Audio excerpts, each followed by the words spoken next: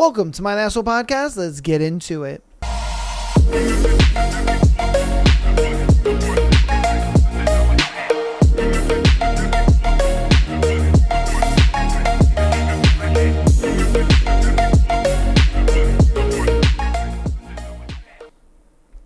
Welcome to my National Podcast. It is Thursday. We got a beautiful Thursday episode for you guys lined up and ready to go. Hopefully you guys are ready to get into chapters 22 and 23 of our book, as well as our interesting thread we got going on for you guys today. And boy, the book has been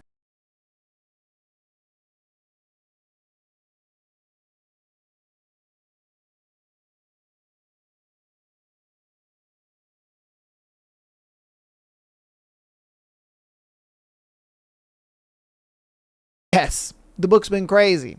All right, I ain't gonna lie to you. So much to where, like, your boy has been having to, let's just say, put some advisories, some advisories on the episodes, where I'm like, yeah, you're gonna have to be wearing some headphones to be listening to these episodes. You know what I mean? I ain't gonna lie to you. But hope you guys have been enjoying the episodes nonetheless. Without further ado, let's get into our thread for today. So today's thread is, what's the most terrifying thing that you have heard in the middle of the night? Okay, so let's see what crazy things y'all heard in the middle of the night. A woman I didn't know standing over me. Turned out my uncle brought a girl home and she walked into the wrong room. But wow, that was terrifying. Yo. Oh my God. Hold up, fam. Wait a minute. Because I ain't gonna lie to you. If I woke up and there's some random bitch in my house just staring at me, I'm shooting her. I'm gonna be like, you graped her. Like, dude, no. There's no way. Oh, hell, like, bruh. And I bet she was just staring over him and just like, huh? Like, why you so scared? What you so scared for? Yo, that's wild. That is some wild shit. All right, on to our next one. What's the most terrifying thing that you have? What is it? Hold on. What is the most terrifying thing you've woken up to in the middle of the night?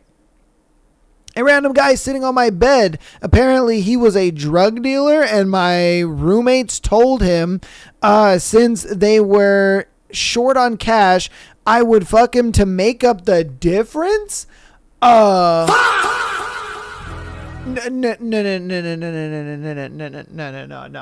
that's crazy. There's no way they put you up for payment. There's no way they did that. They were just like, oh, yeah, just go in that room right there. Yeah. She'll go ahead and, settle up your payment. He's like, all right, cool, sweet. Goes in there and sits on the bed, and she's just like, who are you? And why are you in my bed? And they're like, oh, yeah. They said you was gonna settle up your payment. So are we gonna do this right now, or like you trying to do this later? Like, no, bruh, we're not doing this at all. Like, what are we talking about? Yo, that's crazy. That's crazy. All right. What is the most terrifying thing that you've woken up to in the middle of the night? 1, an artillery shell landed on my roof. Wait, hold up. Hold up. What? It landed on, what do you mean it landed on your roof? Did it explode on your roof? Or like, okay. Oh, apparently his bio says Syria. So yeah. Apparently that it blew his roof up. Imagine just sleeping. You're just me. And then your roof just boom. Your roof just explodes. Bruh.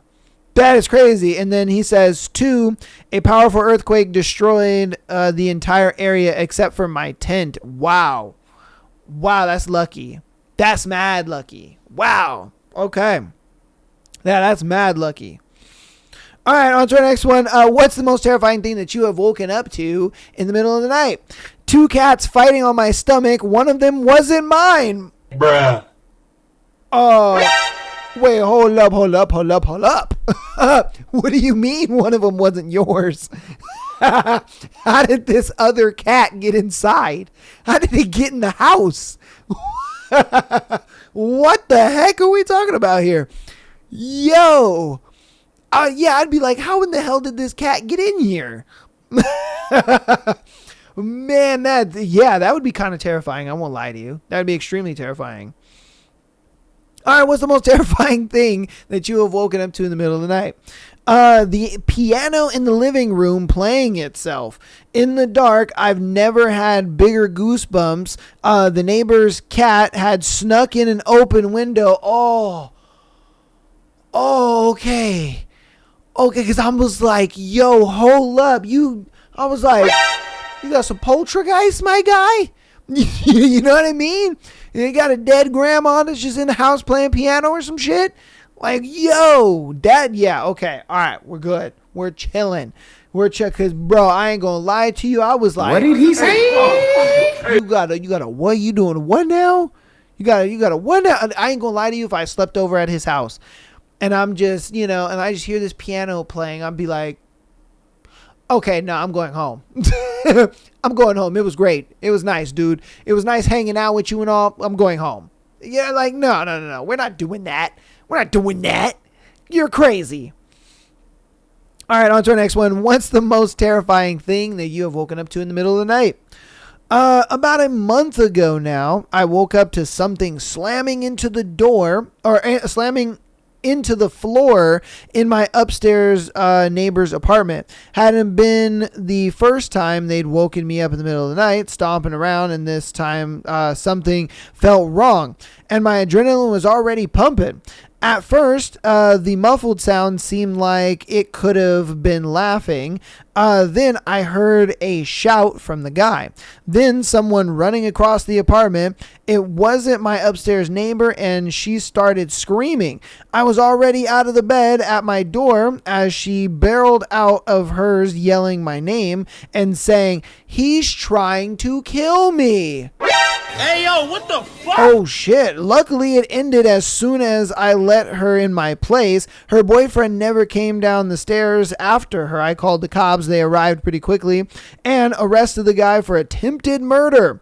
Turns out he had been on a whole host of drugs for the past couple of months and has gotten violent that night, throwing her to the floor and trying to choke her out. Yo!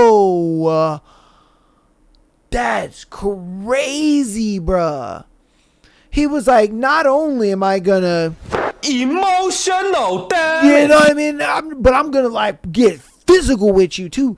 Bruh, what in the hell is going on here? It's funny though, I actually had that same thing happen to me. Like, I'm obviously upstairs, so we used to have a downstairs neighbor, and this girl, she had like brought over her boyfriend or whatever, and I don't know if he was living there or what was going on. I don't know what was going on.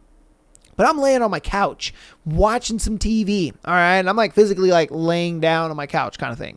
And out of nowhere, I hear some yelling or whatever going downstairs. It is what it is. It's apartment living. You can hear everybody. You know what I mean? Like, I can hear the downstairs people. I can hear the people at the side of me. You know what I mean? They can probably hear me too. It happens. Like, that's just apartment living. I hear them, yelling and this and that. And out of nowhere, I just hear a boom, boom. Or like, literally, it's like, hold on. It's like, and you're like, oh, and I didn't the first thought, I didn't think it was like, I didn't think it was a gun. I thought it was just like maybe, he was punching the wall, or he like threw something against the wall or something like that. Whatever. Like, I didn't think it was that. And then the next morning comes, and for some reason, because I had work that night, so I went to work, came back home, and for some reason there was like police outside. And I was like, what the fuck is going on here? And they're like, oh yeah, so like apparently, somebody had like shot up the apartment or whatever. And I'm just like, oh, so that's what I heard. I was like, that's what I heard. Oh shit. Yo, that was a gun. Oh my God. Oh, okay. Well, Great. Like, Really, nigga? man, like, what the fuck, dude? You just shooting up the place? Yeah, so that to me, I was just, it was crazy. Some crazy shit. So yeah, I feel you, fam. I feel you. That stuff happens. All right, what's the most terrifying thing that you have woken up to in the middle of the night? A kid woke up screaming. My body got me out of bed and moving into her room before my brain came online, so I actually woke up to the sight of a rumpled kindergartner sitting up in bed, shrieking, it's her, and pointing over my shoulder behind me deeper into the room. There was no one behind me, but I had to turn around and look, which took approximately 5 years of my life. Wait, hold up.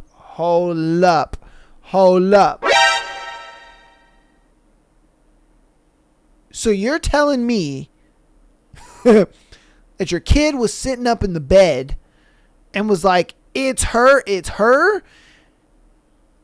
Was there anyone behind you? Like, I feel like they left out that part of the story. Was there somebody actually behind you? Was your kid seeing ghosts? I gotta know what happened. You can't just leave us hanging like that. Yo. Oh hell! See, and that's one thing where you're just kind of like, having kids is kind of scary because having kids sometimes yeah, bro. If they're the type that has the what's it called? They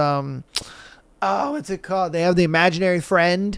You know what I mean? And you're just thinking, oh, it's cute. They have an imaginary friend, and that imaginary friend starts moving furniture around. You know, you're just like, oh hell no. You know what I mean? Oh, I ain't gonna lie to you. If I have kids and they have an imaginary friend, and then their imaginary friend starts moving furniture around, I'm gonna be like, I'm cooked. I'm gone. To the shadow realm I go. Cause bruh, we ain't doing that, chief. All right. What's the most terrifying thing that you have woken up to in the middle of the night? My husband went into cardiac arrest at 5 a.m. and he woke me with agonal gasps that I thought was just him snoring. Told a dying man to roll over because he woke me up. I eventually pulled out of my sleep long enough to realize this was different and called 911. We were on a cruise and the medical staff were there in 2 minutes. They shocked him back to sinus rhythm and he's all right. Somehow we were watching the hockey game currently. I almost lost my whole world at 5 a.m. off the coast of Greece. Wow. Oh my God. Dude, and honestly, the fact that you were on a cruise saved his life. Think about that. Like, if you were at home and you like realized as late as you did and then called an ambulance, the ambulance wouldn't have gotten there in time. Like, bruh, think about that. That's crazy. Wow. Oh my goodness. It's good to know that they're okay, but damn, dude, imagine if you weren't on that cruise. Oh, that's tough. All right. What's the most terrifying thing that you have woken up to in the middle of the night? I was house sitting for my dad by myself around 2 a.m. The door to my room started rattling and it sounded like someone was pounding on the door. I was frozen in fear, certain I was about to be murdered. When the door burst open, in saunters my dad's 30-pound cat, who then hopped on the bed and sat on top of my head and began eating my hair.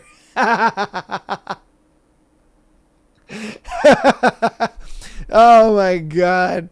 It's just a fat chippy tender. That's all it was. It was just a fat cat. That's funny. Oh my goodness. That's the one thing that's like really annoying about cats. Cause like me and my ex-fiance, I used to have a cat, and you know, anytime like we would close the door, you know what I mean, have a little, you know what I mean, sexy time, you know what I mean? He would constantly be like rattling the door. And I remember one time we were going to bed and he didn't want to come upstairs. And so we were like, all right, dude, you stay downstairs then, because there were other animals in the house. There was another cat, and it was a female cat. And then it was her son, because she had like a litter.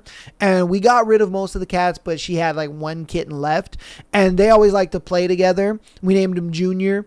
And so they would always play together and stuff like that, and chasing each other and stuff like that. And so, we were going upstairs to go to bed. And so he wanted to stay downstairs and play. So we're like, all right. So then we went, and out of nowhere, she wakes me up like in the middle of the night, and she's like, what is that noise? And I'm like, what are you talking about? And she's like, it sounds like, somebody's like trying to jiggle on the door. And we had one of those like, fingerprint scanner doorknobs where you had to like register your fingerprint, and it had an app and everything, so nobody could just like walk into our room. And so I was like, I'll go check it out. And so then I like open the door, and he like runs in. The little dude just runs in, and I'm like, it was him the whole time. And she was like, oh my God. She's like, I was so freaked out. Like, I thought somebody was in here. And I'm like, no, it was just him. He just wanted to come in. So, yeah, that shit does happen, man. All right. What's the most terrifying thing that you have woken up to in the middle of the night? My dad accidentally dropped a CRT TV down the stairs outside my room. I thought the world was ending. Yo. Because I guarantee you, bro, that thing was like... He woke up and was like, oh my God, it's over. Nuclear bombs.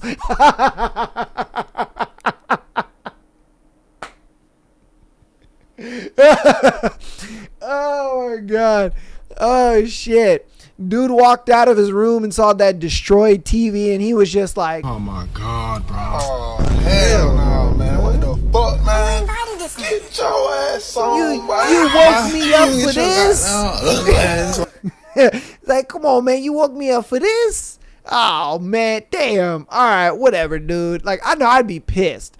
I'd be pissed thinking, like, something crashed outside. You know what I mean? I'm thinking the world ended or whatever. And then it's just a TV at the bottom of the stair. I'd be like, oh, man, you had me waking up in a heart attack for this. Like, what are we doing, bruh? Oh, shit, man. All right. We'll do 3 more in the thread. What's the most terrifying thing that you have woken up to in the middle of the night? A bear under my hammock, and a second one at my feet, and one by the truck, and one by the fire pit. There was 5 black bears in my camp. Oh, hell no. No. Oh, hell no. You are not about to, I would, waking up to bears, I'd be like, whatever you want, take it. All my food, everything. Like, bruh. Them bears were just like, hey, what's up, fam? You on the wrong side of town, son. They were like, what you think you doing over here, huh? Like, that's crazy, bro. That's some crazy. They're just like, what you doing over here? Huh? What you got going on? What you doing? Like, bruh, nah. Homeboy literally woke up and was just like, oh shit. It's over for me. Just done. Like, I'm done. Cooked. Death. Bro, yeah, no. I would try my hardest not to scream, because think about it, like, as big as bears are, bro, and it's just chilling over your hammock like that. Nah. No, not at all. All right. What's the most terrifying thing that you have woken up to? My children purposefully sneaking around the house and into my room in black clothes playing ninja while my husband was out of town. I bet you she saw something moving, was just like, huh? What the fuck was that? What the? You know what I mean? It reminds me of that video of that little girl where she like paints her face black and she like scares her mom in the dark and shit. Like that's what that reminds me of. Oh man. All right. Cool. This will be our last one. What is the most terrifying thing that you have woken up to? Salmonella shits. Dined out with friends, then had to go home because I wasn't feeling well. Things went south quickly. Had some vile stomach cramps, and then ran a slight fever. Then mercifully fell asleep. My body couldn't handle things. So in the dead of the night, I just randomly goes, "Congratulations, you're conscious. Also, you're gonna start shitting right about now." Damn. I made it out of bed and 2 steps towards the door. It may have been a better choice to not get out of bed. My boxers did not stop much.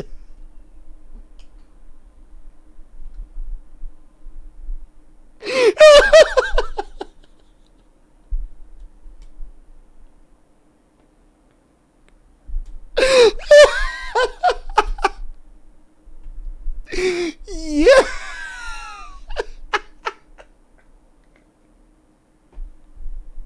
I don't know why that's so funny. Oh my god.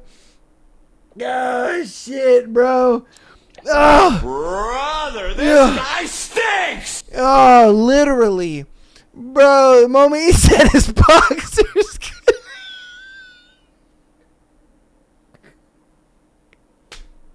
Oh my god. He said his boxers getting much.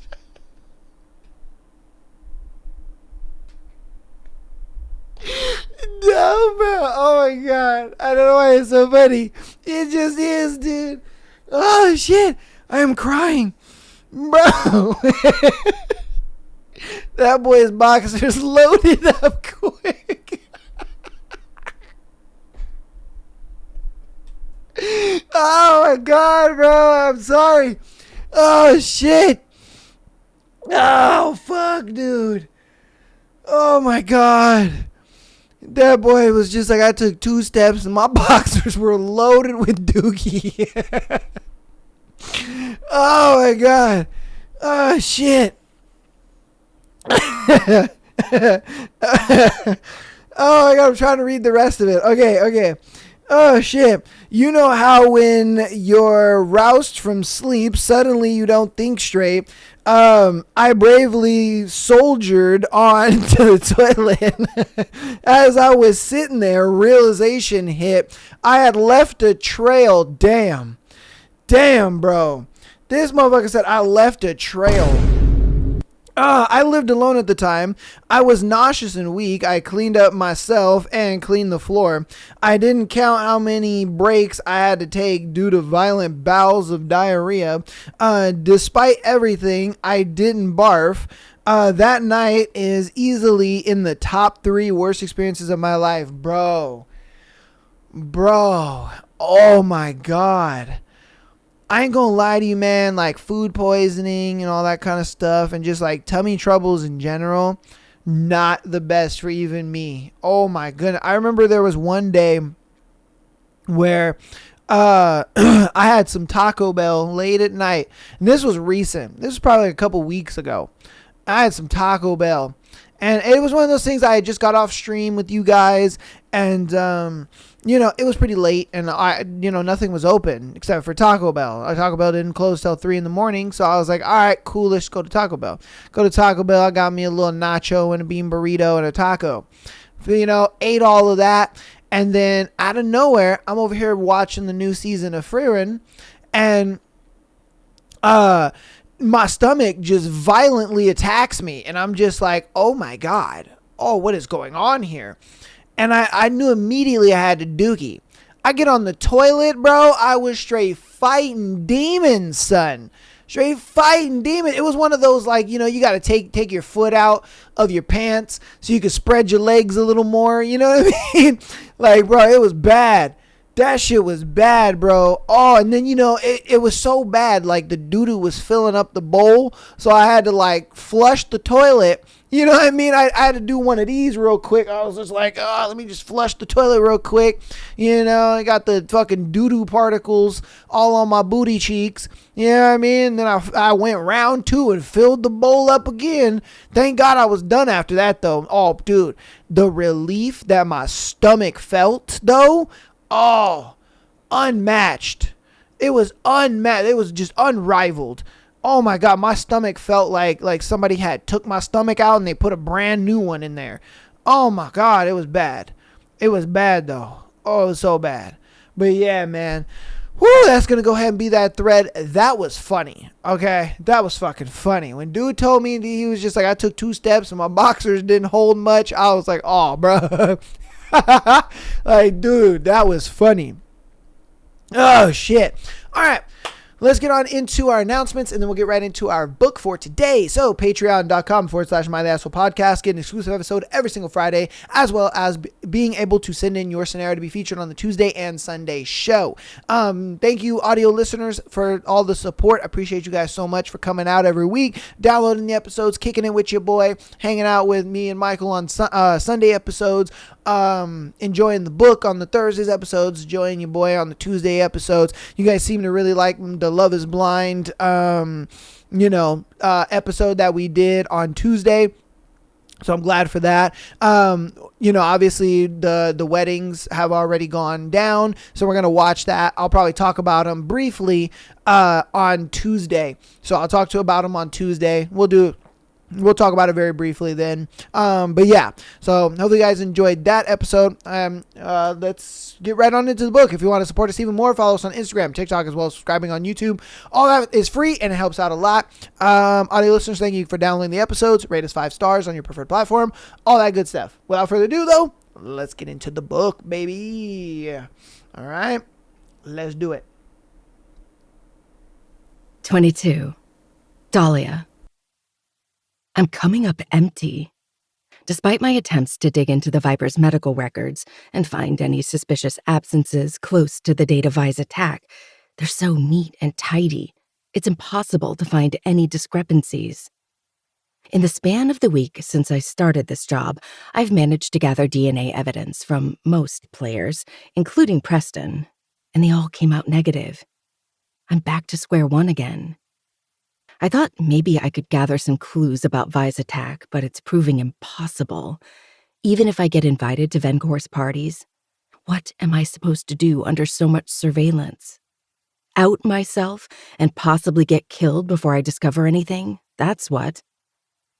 As I sit in my small office in Viper's Arena, I flip through the backlog files in a last attempt to find anything out of the ordinary.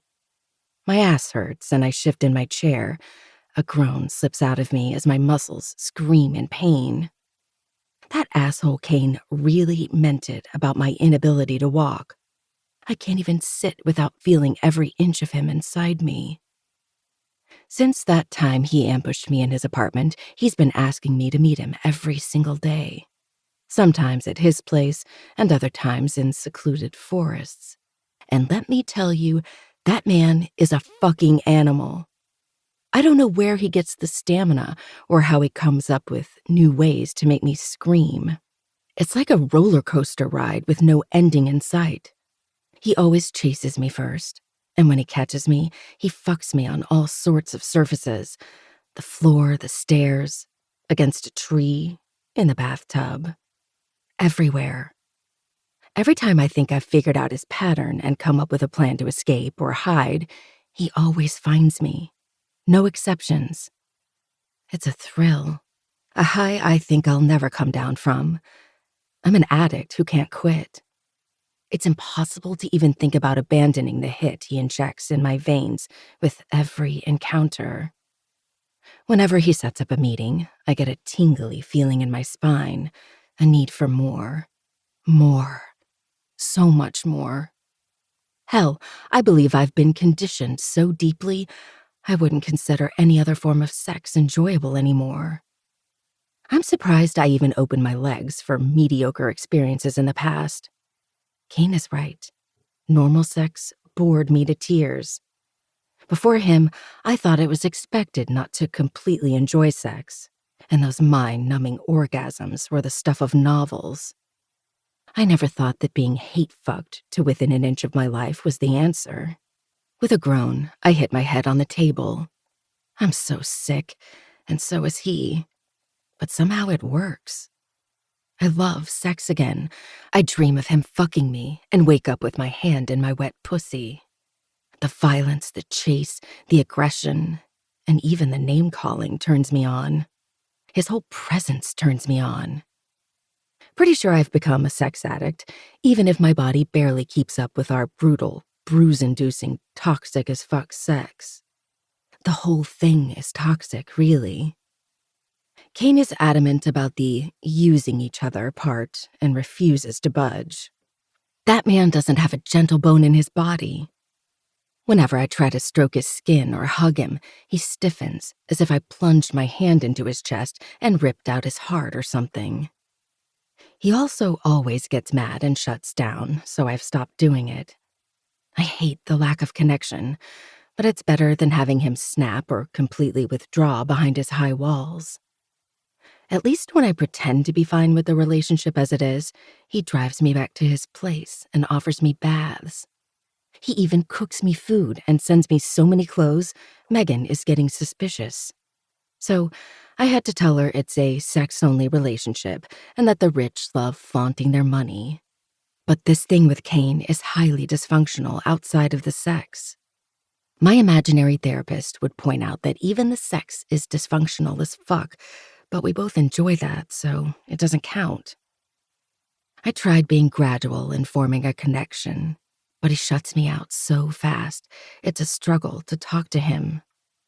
If I so much as ask about his life, try to get closer or touch him softly, he completely abandons me. The way he switches from cordial to an absolute asshole is starting to mess with my head. I know I'm losing myself to this toxic cycle, but I'm actually scared of seeing his back. I hate his back. I hate how easily he could turn around and walk away as if I don't exist. But then again, we're not in a relationship, and he made it clear that what we have revolves around sex only, and I agreed, so I shouldn't feel this way. Besides, Megan was right. I shouldn't hope for anything more from a Davenport. He's using me. Well, I'm also using him to have access to the secret world he comes from. If he's not much help, it doesn't matter, because his mom invited me for tea 3 days ago when she dropped some pastries off at his apartment that he refused to accept. So I'll make sure to go. My fingers pause on a handwritten log that was kept by a previous medical assistant who used to watch the players' diets. It's not because of the notes per se, but the date. September 20th. That's when Violet was attacked. I read the notes, but they're normal, about the players' diets, the injuries, and the prescribed supplements. Then my eyes widen when I find a small note at the bottom of the page. Note: Hunter Maddox, Gavin Drayton, and Ryder Price missed practice for unknown injuries. Unknown injuries. My mind races as I flip to the following days. The 3 players aren't mentioned again until September 23rd when they resume practice. No injuries are logged, and they get back to it with no rehabilitation programs or dietary changes. This isn't a coincidence, right? Gavin's and Ryder's DNA came out as a negative match. Hunter's is the only one I haven't had the opportunity to gather. Probably because he's a neat freak and always wipes all his equipment down before and after use. He also tucks all his belongings in his locker and is particular about who touches his things. Gavin is the goalie. Ryder and Hunter are defensemen. They usually hang out together, and their parents are influential in the town. My mind pieces together the details from the event at Preston's house. The 3 masked Vencore members I listened to that night were Gavin and Ryder. The 3rd was definitely Hunter. Maybe I'm onto something. My skin tingles with anticipation. Finally, a breakthrough. Though it's not as good as finding the mastermind behind my sister's attack, this is a start. My priority is to try accessing the team doctor's files from September 20th. gather a sample of Hunter's DNA. Maybe get closer to the three of them. Gavin kind of hates me after the fiasco at his place that time, and if the rumors about his sister's banishment and social suicide are true, I don't suspect he'll ever warm up to me. I don't think I've seen Isabella on campus since the day she sent people to drug me. The other two pretend I don't exist. Actually, most players do the same, except for Preston, who loves to harass me every time he sees me, and Jude, who glares at me for no reason. I'm starting to think that's his default mood. Twirling my pen, I'm considering ways to acquire Hunter's DNA sample when my phone vibrates. I startle, kicking my thighs against the table, and I drop my pen. Kane, see you tonight at my place. I narrow my eyes. Maybe it's because I'm sick and tired of his entitlement, but I type, me. No thanks. Kane, question mark? Me. Question mark, question mark, question mark? Are you being sarcastic? IDK. Will you try to communicate better? What does no thanks mean, Dahlia? It means no, and thanks. Have you lost the ability to read? What the fuck are you playing at now? I'm not playing. I just need time off, so I can recover properly and mentally prepare myself for your asshole behavior after you blow your load. Since when do you care how I treat you after? Since now. It's one thing to degrade and humiliate me during sex, but afterward is different. I don't like the cold shoulder and the clipped communication. I'm not your booty call. That's exactly what you are. And I don't give you the cold shoulder when you know your place and stop being nosy. I bite my lower lip. He's right. Kane never promised me anything but sex. I don't even know why I'm being this butthurt about it. He means nothing. In reality, I hate him and where the hell he came from. Me. You're just another dick who's fairly decent at fucking, so I'm glad we're on the same page. Decent. Is that what it's called when you shatter on my cock multiple times a night? I said what I said. Anyway, I still don't want to see your face for 3 days. It's tiresome. Don't make me act uncivil. Isn't that your default setting? Be there tonight. Only if you won't fuck me, and we watch a movie or something like normal people. We're not normal people. I leave him on red. Don't you dare fucking leave me on red. Red. Dahlia. Red. He's not the only one who can play the detached game. I don't even like the asshole, not one bit. As I'm leaving the office, the players are filtering out of the locker room. Hunter and Gavin are clad in Vipers hoodies, with duffel bags slung across their bodies and speaking in a hushed tone. I try to get closer to overhear what they're talking about. A large body blocks my path. Look who we have here, Daisy. Preston smiles down at me, his eyes a bright green. Great. I swear he only does this for pure entertainment. It's Dahlia. Seriously, how many D names will you say except for my actual one? As many as it takes. He stands closer, trapping me against the wall. As many as it takes for what? Don't you worry about that. Tell me, what did you say to Kane that provoked his teenage girl moment, that ended with slamming the locker door shut, while everyone was having a good time joking around? Instant mood killer.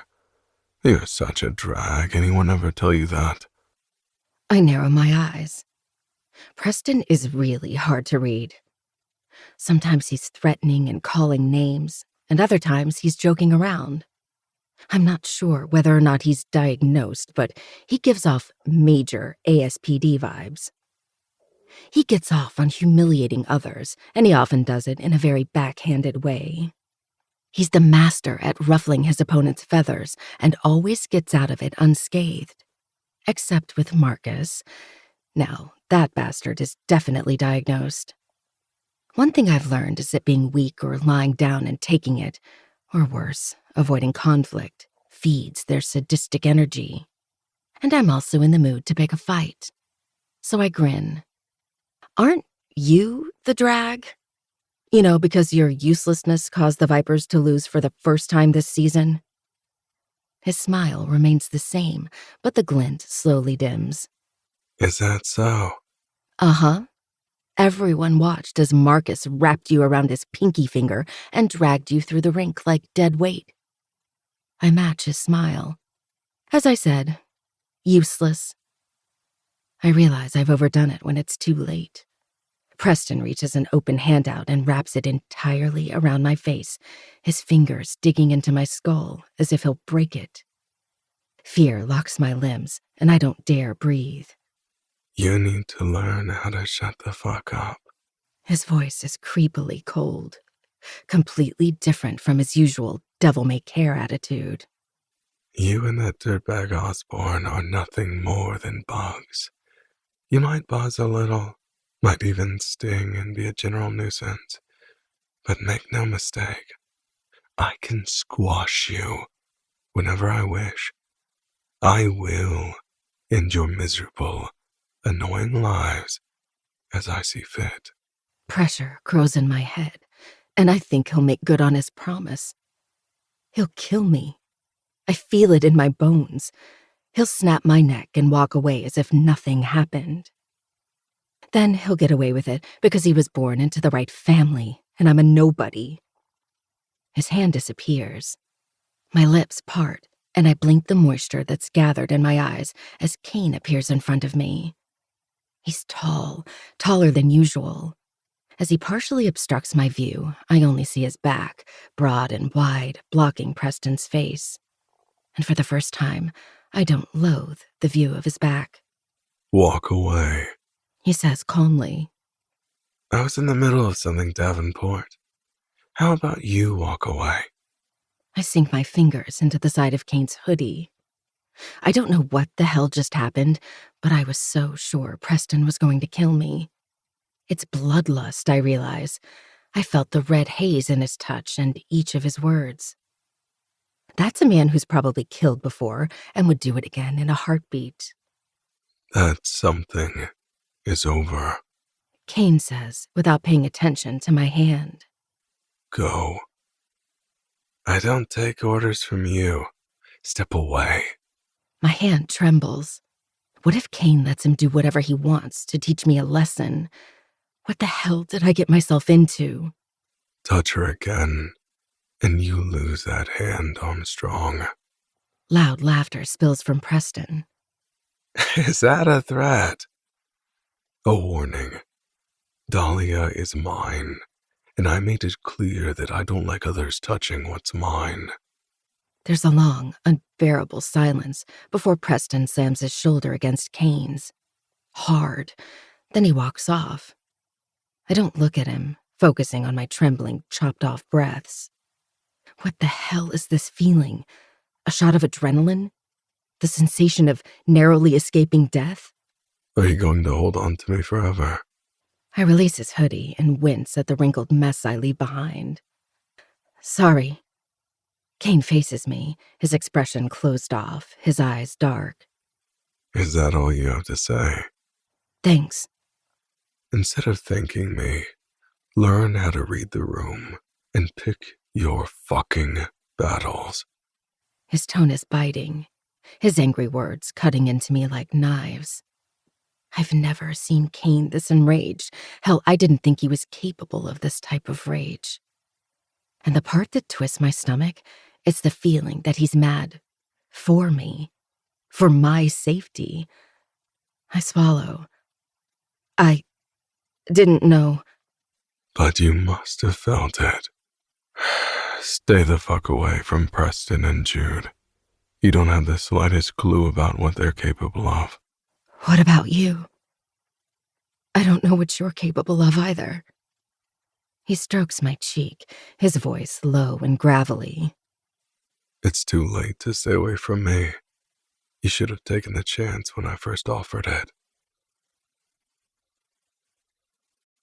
23. Dahlia. I haven't gone to Kane's place for 3 days. That doesn't stop me from visiting his mom. She texted and invited me over for afternoon tea, and I couldn't say no. I've been let into the extravagant mansion by a member of staff who merely bowed at me and told me to follow him. My hand tightens around the flowers I bought on my way here. The Davenport mansion rivals the Armstrongs in grandiosity and sheer opulence. They're both huge, shining, and smell of old money. They both reek of death as well. My chest has been tight since the moment I walked in. The butler's steps echo on the checkered marble floor, a soft but steady rhythm that cuts through the dooming silence. He moves with precision, his posture straight and his bald scalp catching the dim light as we pass towering walls of dark wood and art whose creatures feel like they'll pop out and devour me. The air is heavy, laced with something old that presses against my skin like a warning. So, this is where Kane grew up. How could he breathe amid this repressive energy? My pulse beats in my throat as I study my surroundings. The walls seem to close in more the farther we walk. Every corner of this mansion feels untouched, frozen in time, like it exists outside of reality. And yet, every inch of it is Kane. The controlled edges, the cold perfection, all laced with something darker beneath the surface. No wonder he transformed into a fortress with no access. He was born into one. Does Kane visit often? I asked the butler. He says nothing, just glides ahead with his stiff posture, leading me deeper into the belly of this house, past heavy doors and windows draped in velvet. Suddenly, he stops and gestures to the glass door framed in dark wood up ahead. Beyond it, I can see the faint outline of the garden. He slides the door open without a word, and the crisp, sharp sense of earth and water hit me. The garden is alive in a way the mansion isn't. Soft camellia trees drifting in the breeze, the quiet trickle of a stream somewhere in the distance. The stones beneath my feet feel solid, but each step I take pulls me further into images of what it must have felt like. Kane grew up here. He was made somewhere between the house's cold walls and the tranquility of this garden. I make out Helena's silhouette standing by a large pond. She's wearing a soft beige dress with a shawl draped around her shoulders as she feeds fat koi fish. I'm mesmerized by the view of the fish gliding effortlessly through the water and opening their mouths. Dahlia. She pauses upon seeing me, a faint smile painting her lips. Hi. I offer her the bouquet of flowers I spent a fortune to buy. I hope you like this small gift. Aw, that's so thoughtful. Thank you. She hugs the flowers to her chest and strokes the colorful petals. I don't remember the last time I received flowers.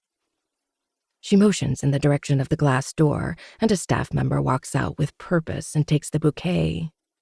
Put it in my room, Helena says, then faces me. I need to feed these little ones before I can sit down. I hope you don't mind. Not at all. They're so beautiful. They are. A glaze covers her eyes as she stares at the pond. What most people don't know is that beneath that beauty lies the most formidable resilience and strength.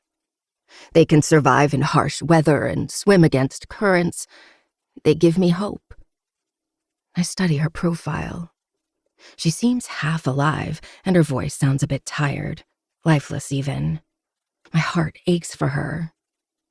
Helena must have been so beautiful in her youth, but now her cheeks have sunken, and she's skin and bones. I try to cheer her up. Do you have favorites? Sora.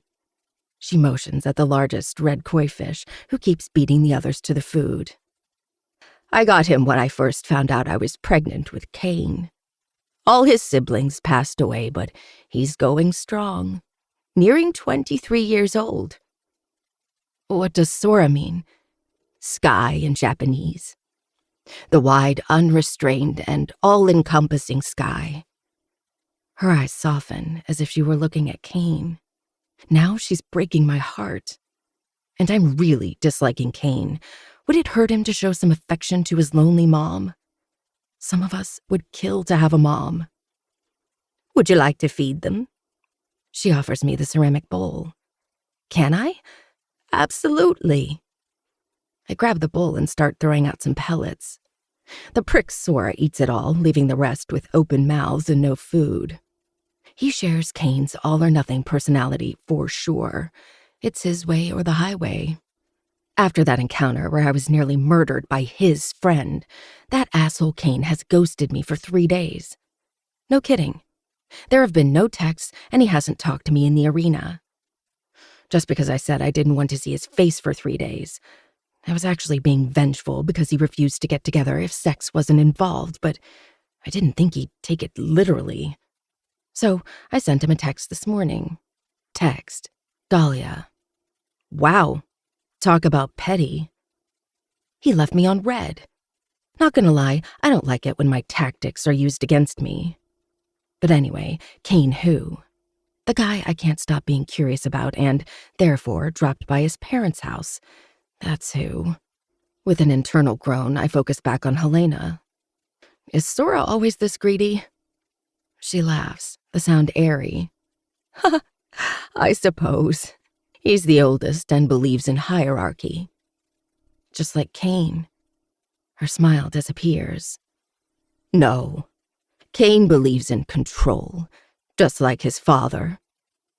My fingers pause and Helena throws some food, her gaze lost in the depths of the dark pond. I don't want to be nosy, and you don't have to tell me if you don't feel comfortable, but I've been curious. I swallow. Why is your relationship with Kane so strained? Have you seen the scars on his back? She asks, not looking at me. Yes, and I also noticed bruises on his wrists not too long ago. She stiffens, her face becoming so pale, I think she's getting sick. But when she speaks, her voice is strained, as though she's barely holding it together. He's been trained, or, more accurately, tortured by his father ever since he was 6 years old. He's had to go through physical, mental, and even poison training since he was a kid. And while he's more independent now, if he doesn't meet Grant's expectations, he's punished severely. I didn't protect him, and he hates me, rightfully so. My lips part, and the bowl nearly falls from my hand. You mean to tell me those hideous scars were caused by his father? What type of father hurts his son that badly? The type who's raising an heir, and that heir needs to be a machine. A shine appears in her sunken eyes. Before all of this, Kane was the sweetest boy. He was kind and happy. He felt bad for others and helped them. He played with the staff's children and gave them his favorite toys. He used to read me bedtime stories, not the other way around, and loved plucking flowers from the garden and giving them to me. As she speaks, her smile widens, but then it disappears as the wind ruffles her hair. But those beautiful personality traits were seen as weaknesses in Grant's eyes. He told me that his son would not grow up into a useless philanthropist, and there was nothing I could do to stop it. If I wanted to leave, so be it. But I didn't, and I had to stand helpless as Grant set out to destroy Kane's soul and purge all those pure emotions until he was as bleak and soulless as himself. And he succeeded, with flying colors. A fierce surge of rage floods through me. I don't even know who I'm angry at, Kane's dad or the damn world he was born into. I'm even mad at Helena for not stopping the abuse. But at the same time, I want to hug her. I feel like she's also a victim in a different sense. While she didn't leave, she also didn't help. I apologize for oversharing. Helena takes the bowl of food and places it on a shelf under the gazebo. I don't know why I feel comfortable talking to you. Maybe it's because I lost my son, so I'm trying to get close to his girlfriend. If you don't mind keeping an old woman some company, that is. I'm not his girlfriend, at least not in that sense. You're not old, I say instead, and I would love to. You have a lovely place. It's not mine. It's Grant's. Everything is Grant's. I'm merely an accessory in his shiny empire. She guides me to a table under a heated, covered gazebo where some staff are pouring tea. There's a towering assortment of hors d'oeuvres and pastries. I didn't know what you like, so I had the chef prepare a little bit of everything. A little bit is an understatement. She basically brought the whole kitchen to the table. It's pure European-style afternoon tea, which I've only seen in extravagant movies. This looks amazing. Thank you. I sit down and try not to devour everything in sight. Manners, Dahlia. Manners. Don't you go showing your unpolished side in front of rich people. I struggle with the numerous forks and knives, but Helena says not to worry about it and to eat however I wish. She tells me about the happiest years of her life, since Kane was born, and the saddest after he was conditioned by his father.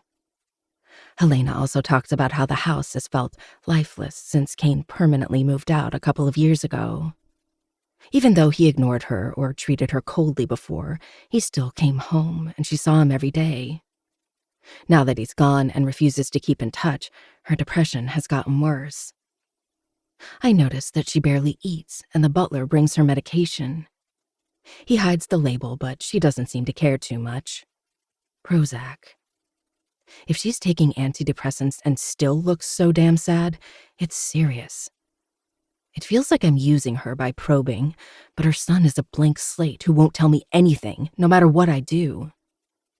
After I swallow the most delicious muffins I've ever tasted, I say, "Can I ask you something?" "Sure, anything." That day when we first met, you said I should run away while I can. What did you mean by that? She lifts the colorful teacup to her mouth, then pauses. I suppose I didn't want you to end up like me. I have no way out, and even if I managed to escape Grant's sphere of influence, I'd have to abandon my son and live in hiding for the rest of my life. But I realize I was wrong in suggesting that. Why is that? Kane doesn't look at you the same way Grant looks at me. I was always a pawn for him, the daughter of a Supreme Court justice that he needed to further his endeavors. And he was the man I wanted to marry for status. Grant never loved me, and I never loved him. Ours was a political union through and through. It's different for you and Kane. He cares. I nearly choke on my tea and cover it up with a laugh. Cares? Pretty sure he doesn't know the meaning of that word. Maybe not consciously, but he does. She juts her chin to the side. Otherwise, he wouldn't have rushed here. When I follow her field of vision, my lips part. Kane is striding toward the glass doors, his silhouette swallowing up the horizon. He looks so dashing in jeans, a white shirt, and a leather jacket. You told him? I ask. Samuel probably did. That's the butler who brought you in earlier. If Kane didn't care, would he come over, worried about the prospect of you meeting Grant? She asks in a soft voice. Though he knows that Grant only comes back home late on weekdays, Kane is always cautious. A few moments later, he stops by the table and says like a robotic soldier, Mother? Hi, darling. She smiles and nods at an empty seat. Join us for tea? We're leaving. He grabs my elbow. I release myself and tug on his sleeve, painting a smile. Of course we're not. Kane would love to join, right? He glares down at me. I glare back. You don't have to force yourself, darling, she says awkwardly. If you have things to do, he doesn't. I half stand and whisper in his ear. If you don't sit down and join us, there will be no sex for a whole week. Then I'll find a substitute. He murmurs back in a dark tone. Someone with less drama. In that case, you can forget about fucking me altogether. Oh, I'll also send you pictures of the latest dick I'll be writing. Watch it. He growls into my ear. You know I'm stubborn as hell. So either you give in to a harmless afternoon tea or risk an all-out war. His brows pull together, and I think he'll drag me out, judging by how his hand flexes, but then he reluctantly sits down. Helena watches us, and a genuine soft smile paints her lips. She falls over herself, asking the staff to prepare some dishes and to bring more of this and that. There's no need. Kane says in the same dispassionate tone. We're not staying long. We are. I sling my arm through his and stroke it as I smile innocently. The whole afternoon. His icy eyes bore into me, filled with disdain, but he says nothing. He also doesn't throw away my arm, probably because we're in front of his mom, so I take advantage of the situation and continue caressing him. Maybe I'm kind of obsessed with how muscular his bicep is, or I probably missed him, though he'd never hear me say that. Helena smiles as she pours him some tea that he barely touches. I can tell he's stiff, judging from his tightened muscles. He also doesn't talk much. So I fill the gap, trying to not leave his mom hanging, something he has no problem doing.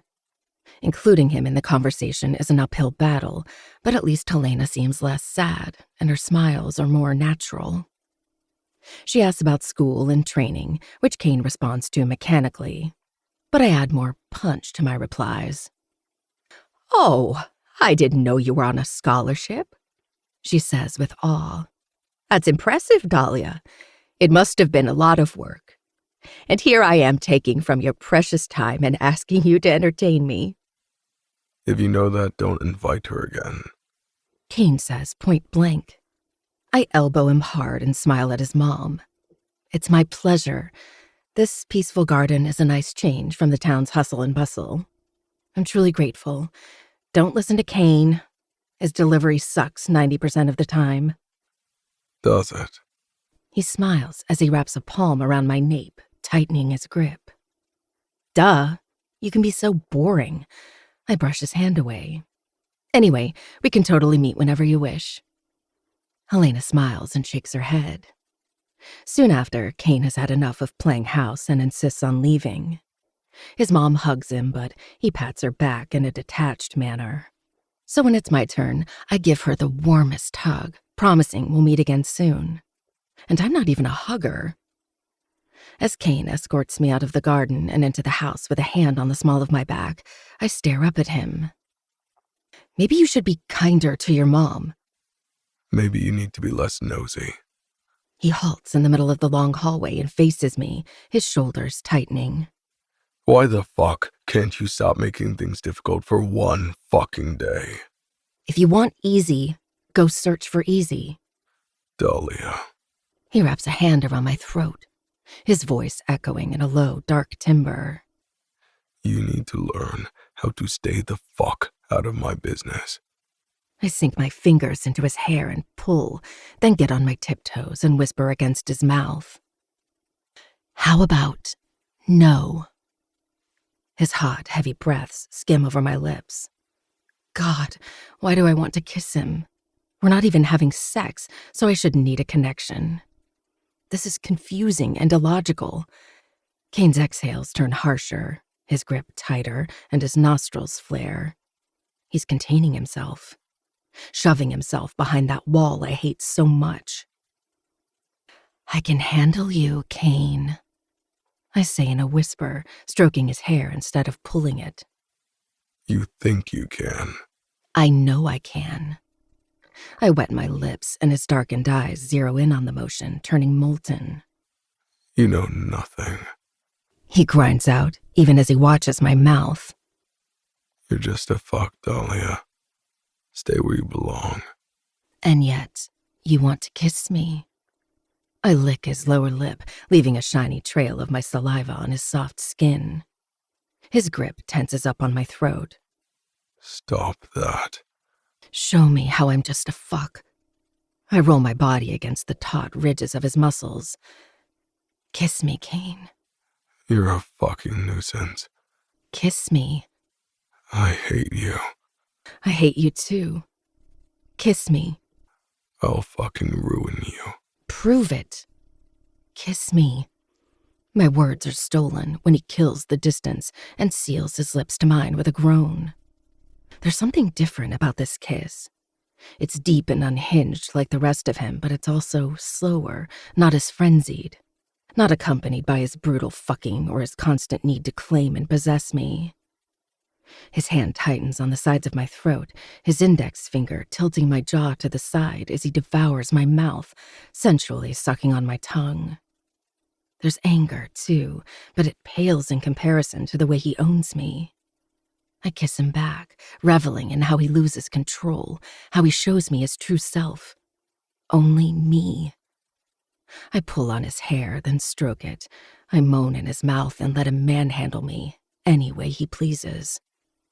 I've come to the realization that I can let this man do whatever he wants to me, as long as I have him all to myself. It's selfishness, I realize. For the first time in my life, I'm coveting something I can't have. It's terrifying, but I can't stop. Who's this? Kane goes still, but he calmly pulls away. I see it then, in a fraction of a second, when his eyes meet mine. Anger. No, fear. He stands to his full height, slightly blocking me behind him, but I still see the man who just spoke. An older version of Kane, with a hard expression and a tailored suit. Grant Davenport. It must be him. The man who broke Kane and left scars all over his body. He smiles, but it doesn't reach his eyes. I didn't know you were bringing guests over, son. Introduce us. She's no one important. Kane says in a detached tone, but he's half hiding me now. Oh, if she's no one important, why is she at my house? Won't happen again. Introduce us, son. Grant repeats in the same monotone voice. I can feel Kane's entire back going rigid, and I don't like it. A protective urge I've only felt for Violet washes over me, and I step from Kane's shadow and force a smile as I offer Grant my hand. Dahlia Thorne. Nice to meet you, sir. He shakes my hand, hard, and I do the same, hoping to break the fucking hand that he put on Kane. We finally release each other. I've never heard of the Thorne family. That's because they're not important. Not important. He repeats in a deadpan tone, then looks at Kane. If you're done here, follow me. Grant walks down the hallway without another look in my direction. As he disappears around the corner, Kane faces me, his shoulders still tense, but his expression neutral. All the passion and the glimmer of heat from earlier have disappeared. His walls are back in place, and he looks like a shell of himself. You go first. Samuel will drive you to your dorm. I grab his wrist, an awful premonition tightening my stomach. Why don't you drive me? I'll go to your place. Not tonight. He calmly starts to remove my hand. I dig my nails in deeper. Don't follow him. He's going to hurt you like that night against the wolves. I know he's the reason you have those bruises. Kane clenches his jaw, but soon releases a breath. I see my mother has been sharing things she shouldn't. She's worried about you. And I'm worried about him too. What the hell? It'll be fine. It's nothing. Abuse is not nothing. I whisper yell. Go home, Dahlia. He strokes my hair and then pats my cheek, the motion cold and lacking any of the warmth from earlier. If you pity me again, I'll cut you the fuck out of my life. And then he walks down the hall and into the lion's den. My heart clenches so hard, I'm sure I'll be sick.